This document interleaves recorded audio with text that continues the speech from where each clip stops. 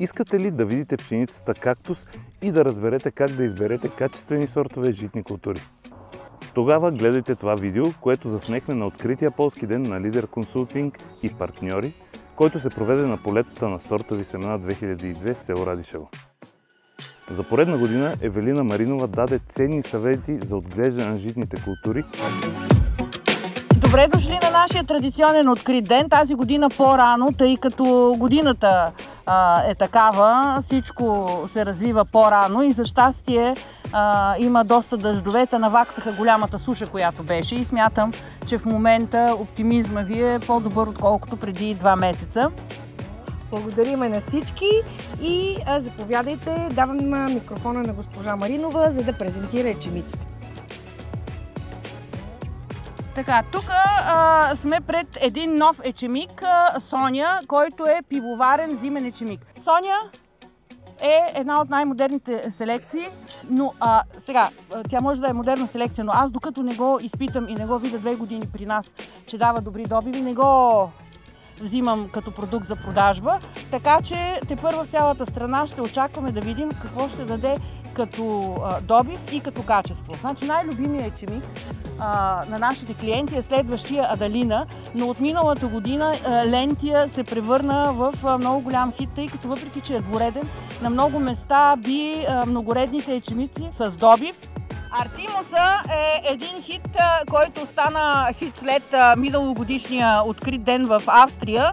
30 човека, групата, която беше с нас, като се върна, всички искаха Артимус, защото това там беше презентирано като пшеницата кактус.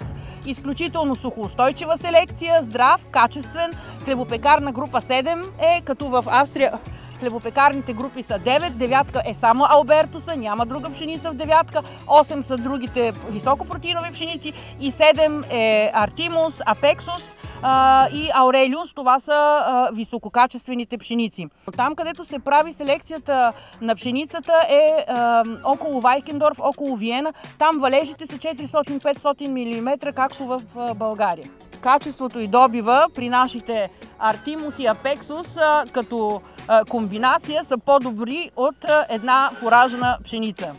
Пазара го има за качеството, това бъдете сигурни, просто трябва да го намерите.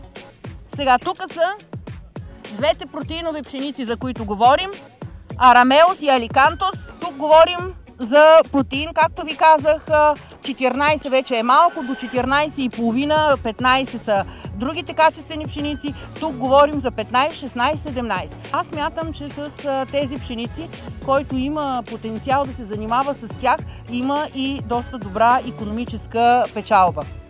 Един от най-известните ни сортове е Шевиньон. И за момента тук на полето е единствената безусилиста пшеница. Другия известен сорт е Тонаж, има го при Анита и на производствени посеви.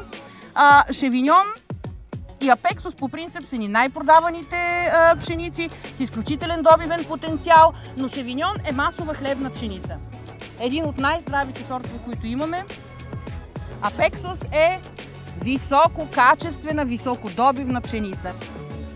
Повече информация относно семената за житни култури може да намерите от линка в описанието на видеото, както и да се свържете директно с представителите на фирма Лидер Консултинг, чиито телефони може да намерите от линка в описанието на видеото. Споделете това видео, ако смятате, че то е било полезно и би било полезно за други фермери.